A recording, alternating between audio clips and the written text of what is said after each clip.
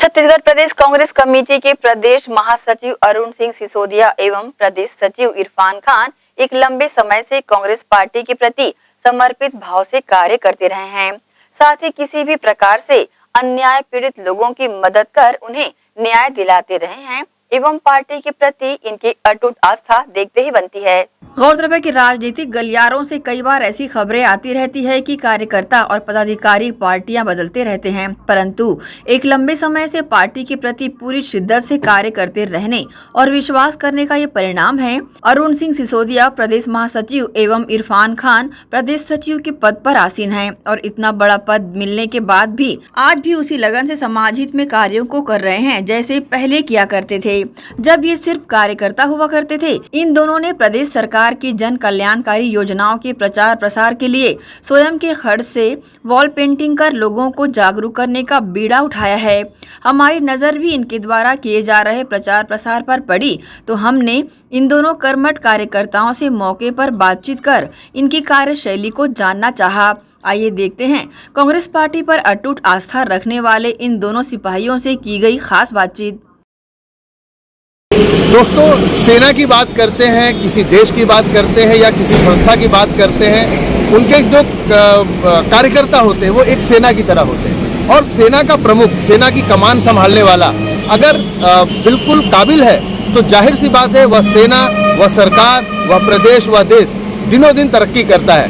ऐसे ही कुछ सेना के कमांडर या कह लें कार्यकर्ता या कह लें सैनिक प्रदेश कांग्रेस कमेटी में भी हैं जिन्होंने अपनी कमान बखूबी संभाली हुई है और उनकी वजह से आज छत्तीसगढ़ प्रदेश का वर्चस्व सिर्फ देश में ही नहीं पूरे विश्व में कीर्तिमान स्थापित कर रहा है। छत्तीसगढ़ प्रदेश में वर्चस्व का पताका पूरे विश्व में लहरा रहा है। ऐसे ही हमारे साथ दो कर्मठ कहा जाए कार्यकर्ता या सिपाही हमारे साथ आज हैं जिनसे आज हम आपको मिलवाने जा रहे हैं, जो कि छत्तीसगढ़ प्रदेश की जितनी भी जनहितकारी कल्याणकारी योजनाएं हैं उनका प्रचार प्रसार अपने स्वयं के खर्च पर कर रहे हैं ताकि जन जन तक इन योजनाओं का लाभ पहुंच सके, योजनाओं की जानकारी हो सके। और इतना ही नहीं, इन योजनाओं की जानकारी के साथ साथ इन योजनाओं का लाभ दिलाने के लिए दिन दूनी रात चौगनी मेहनत कर रहे हैं। आइए उनसे थोड़ा सा रूबरू करवाते हैं, आपको जानते हैं कि किस तरह से वह इस कार्य को संचालित कर रहे हैं। हमारे साथ हैं प्रदेश महासचिव अरुण सिंह सिसोदिया जी और प्रदेश सचिव इरफान खान जी। सबसे पहले आप दोनों का स्वागत है ट्रेंड एशिया के चैनल पे। हम यहाँ से गुजर रहे थे, हमने उस वॉल को देखा कि प्रदेश की जितनी भी जन कल्याणकारी योजनाएं हैं जो लगभग हमें ऐसा लगता है या सभी को ऐसा लगता है कि जन जन तक नहीं पहुँच पाती हैं और अब भी कुछ वर्ग ऐसे हैं जिनके पास इसकी जानकारी ही नहीं है जिसकी वजह से वो लाभ नहीं उठा पाते। तो ये कैसे आपके दिमाग में आया, कैसे ये क्रियान्वित हो पाया, थोड़ा बताइए। देखिए, शुरू से ही हम लोगों की दोनों जन की धारणा रही है कि राजनीति अगर हम कर रहे हैं तो समाज के उस वर्ग तक राजनीतिक लाभ पहुंचाकर उसको मजबूत करने का काम किया जाए। अखिल भारतीय कांग्रेस कमेटी ने अभी पिछले दिनों एक आदेश पारित किया है कि 14 तारीख से 29 तारीख तक जन जागरण अभियान करना है। तो ये जो अभी जो शुरुआत करने जा रही है पार्टी है, उसका एक पहले से चलाया जा रहा है एक अंग है। हम लोग 2017 से बैनरों की बजाय हम लोग वॉल राइटिंग के माध्यम से सरकार, जो केंद्र सरकार या विपक्षी दलों की विफलताएं और अपनी सरकार की जो सफलताएं हैं, योजनाएं हैं, जन जन तक पहुंचाने का प्रयास कर रहे हैं। ये हम लोगों ने जो सरकार, जो छत्तीसगढ़ की सरकार माननीय भूपेश बघेल जी और ताम्रध्वज साहू जी, टीएस सिंहदेव जी, इनके नेतृत्व में जो पूरा मंत्रिमंडल काम कर रहा है, निसंदेह जन जन तक पहुँचाने का जो बीड़ा था वो बहुत निचले स्तर तक ले जाने की आवश्यकता थी, जिसको कि हम लोग अपने स्वयं के खर्चे से, स्वयं के संसाधनों से, स्वयं की टीम से हम लोग इसको करने का काम कर रहे हैं। आज आप देखेंगे इसको हमने एक कांग्रेस पार्टी का एक प्रचार का कॉरिडोर बना दिया है इस रेल नाके को। आज यहाँ पे जितनी भी योजनाएं हैं, इतनी योजनाएं हैं, 25 योजनाओं पर सरकार ने फैसले लिए और जो आज जमीन पे काम कर रही हैं और घोषणा पत्र में 36 योजनाएं थी। अब यहाँ पे इतनी जगह ही नहीं बची कि हम योजनाओं को लिख सकें, इसलिए हमने जितनी योजनाएं आ सकती थी हमने 16-17 योजनाओं को लिखा। बाकी अन्य दीवारों पे हम लोग लिखवाने का प्रयास कर रहे हैं कि ये जो सरकार की योजना है, चाहे भूमिहीन मजदूर किसान न्याय योजना हो, चाहे राजीव गांधी किसान न्याय योजना हो, चाहे बिजली बिल हाफ हो, चाहे स्वास्थ्य की जितनी योजना है, जिस तरह की भी कांग्रेस पार्टी की सरकार के द्वारा चलाई जा रही योजना है हम लोगों तक पहुंचाने का काम कर रहे हैं। और हमारा उद्देश्य है कि कांग्रेस की जो सोच है समाज के हर वर्ग के उत्थान की, आज़ादी के पश्चात उन लोगों ने जो सोच रखी थी उसका एक हम सहारा, उसका एक माध्यम बन के उस काम करने को प्रयास करें। इरफान भाई बताएंगे, बहुत सारी ऐसी योजनाएं हैं छत्तीसगढ़ प्रदेश की जिसके नाम से छत्तीसगढ़ प्रदेश संदेह के घेरे में। जैसे मैं उदाहरण अगर दूँ, गोधन न्याय योजना, जिसकी बहुत सारी किरकिरी विपक्षी पार्टी के बहुत बड़े बड़े नेता यहाँ आकर के बहुत किरकिरी कर चुके हैं कि गोबर खा करके एक नया रिकॉर्ड बना रहे हैं। लालू प्रसाद यादव के सारे घोटाले से उसको जोड़ा गया है। ऐसे में ये जो वॉल पेंटिंग कराई गई है, योजनाओं की जानकारी दी जा रही है, कितना इससे असर पड़ेगा भूपेश सरकार पर? आपका सवाल महत्वपूर्ण है। सवाल का जवाब देने से पहले, इससे पहले वाले मुद्दे पे जिसमें अरुण सिसोदिया जी ने कहा, जिसको मैं एक बात जोड़ता चलूँ, 10 साल केंद्र में यूपीए की सरकार रही है। गर्भ में बच्चे आने से के बाद से लेकर अंत्येष्टि तक की योजनाएं मनमोहन सिंह सरकार ने केंद्र से राज्यों की तरफ भेजी। चाहे वो मिड डे मील व्यवस्था हो, चाहे वो बहुत सारी योजनाएं, जितनी भी योजनाएं थी मनरेगा के तहत जो 100 दिन का रोजगार हो, हर चीज़ में जो योजनाएं केंद्र से आती रहीं। NRHM में नेशनल रूरल हेल्थ डेवलपमेंट के तहत जो है 108 जो बाद में 112 हुई, उनकी चली, सारी एम्बुलेंसेस चली फ्री ऑफ कॉस्ट। ये सारी योजनाएं ऊपर से चल रही थी, पर नीचे आने तक सबको ये पता ही नहीं चल पा रहा था कि ये केंद्र की योजना है। उसका क्रियान्वयन ऐसा हो रहा था जैसे राज्य कर रहा है, एक तरीके से हाईजैक हो रही थी।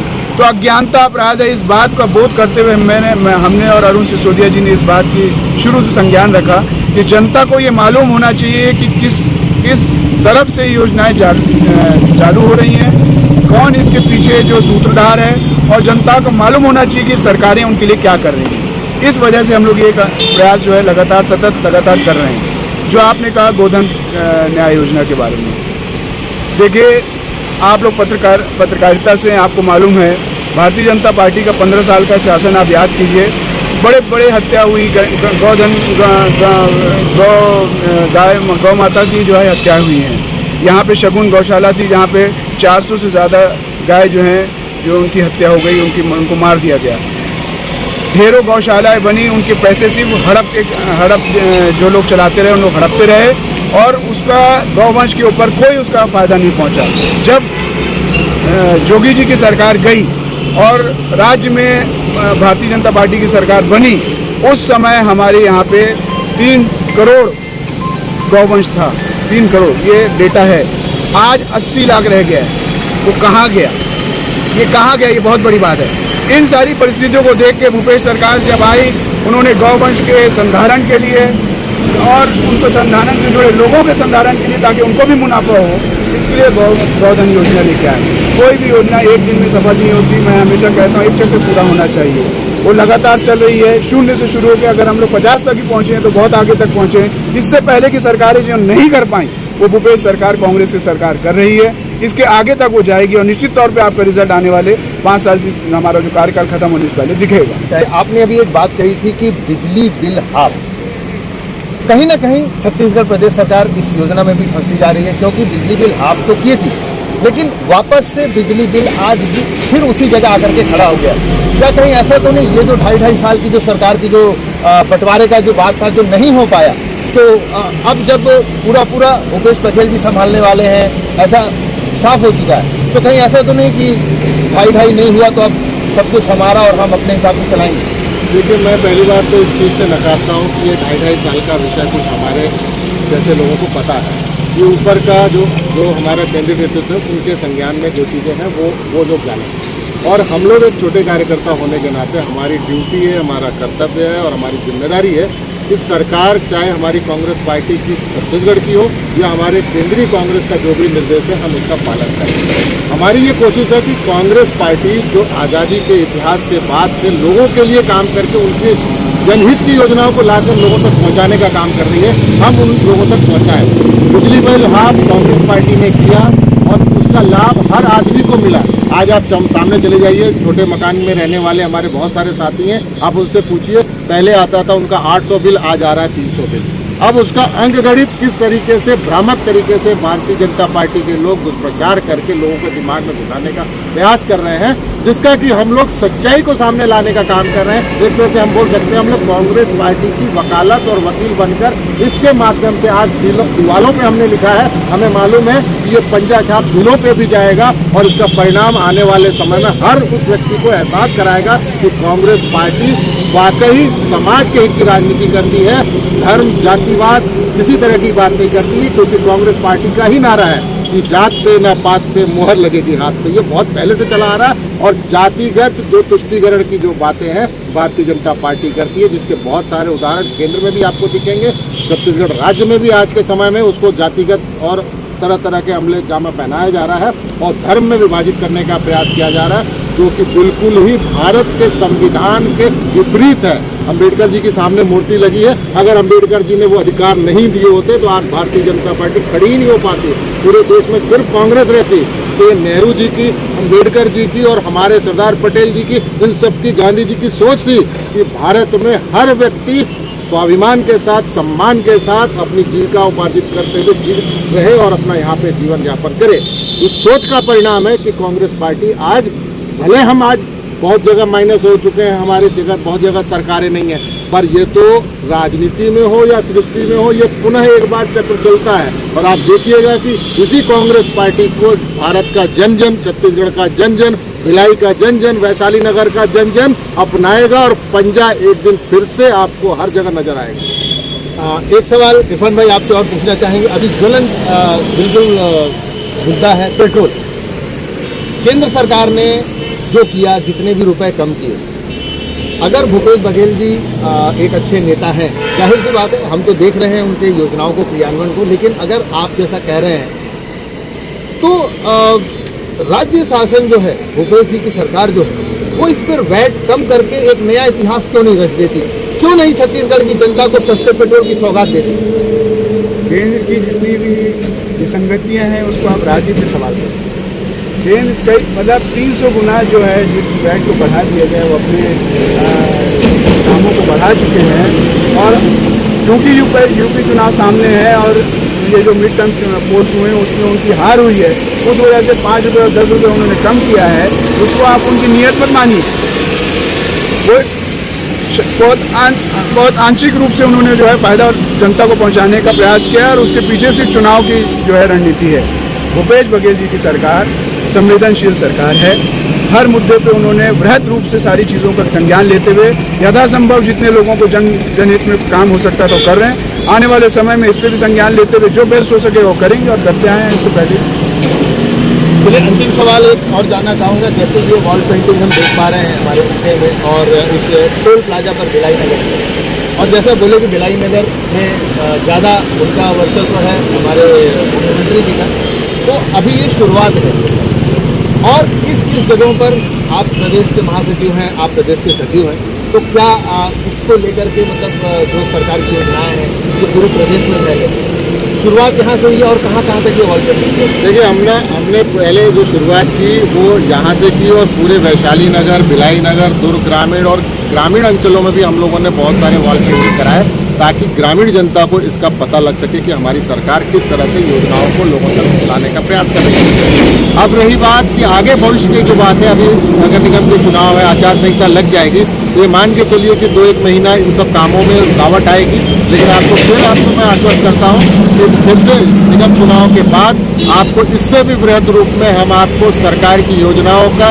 कांग्रेस पार्टी की अच्छाइयों का, कांग्रेस पार्टी के विचारधारा का जन जन तक पहुंचाने का प्रयास करेंगे। और साथ ही साथ भारतीय जनता पार्टी के जो नकारात्मक पहलू हैं, जो उन्होंने झूठे वादे किए, 15 लाख हर किसी के खाते में आएगा, 35 रुपया पेट्रोल मिलेगा, नोटबंदी से आतंकवाद खत्म हो जाएगा, जीएसटी से सारी एकरूपता आएगी, ये सारे ढकोसले झूठ और जो इनके फासिस्टवाद के जो इनके जो प्रोपेगेंडे थे, वो सारी विफलताएं जनता तक हम पहुंचा रहे हैं, पहुंचाएंगे। और एक दिन आप देखिएगा कि ये भारतीय जनता पार्टी की ये 2 लोगों की सरकार, 2 पिता और 2 पुत्र की सरकार को हम लोग एक दिन उखाड़ फेंकेंगे और बेनकाब भी होंगे ये लोग, और जनता इन्हीं को जो राहुल गांधी जी ने उसको दूसरे रूप में भी कहा, लेकिन हम ये कह रहे हैं कि उनको भगाएगी और वो दिन ज़्यादा दूर नहीं है कि 2023 और 24 में हम आपको इसका परिणाम देंगे। 2023 में फिर से कांग्रेस पार्टी की छत्तीसगढ़ में सरकार बनेगी और 2024 में केंद्र में कांग्रेस पार्टी की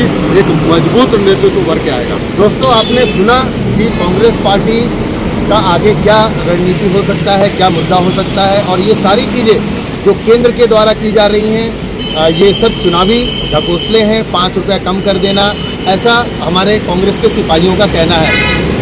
आप लोगों का बहुत बहुत धन्यवाद कि आप लोग ग्रैंड एशियन न्यूज़ से रूबरू हुए। आगे और भी हमारे पास कुछ ज्वलंत मुद्दे हैं, कुछ सवाल हैं, हम फिर से आपसे रूबरू होंगे हमारी जनता के सवालों को लेकर। धन्यवाद। दोस्तों, हमने जैसा बताया कि एक सेना के कमांडेंट के पास अगर कर्मठ सिपाही रहें तो वह सेना कभी हार नहीं सकती, और यही कारण लगता है कि आज प्रदेश की जो भूपेश सरकार है वो दिन ब दिन नित्य नए आयाम लिखती जा रही है, नए नए कीर्तिमान स्थापित करते जा रही है।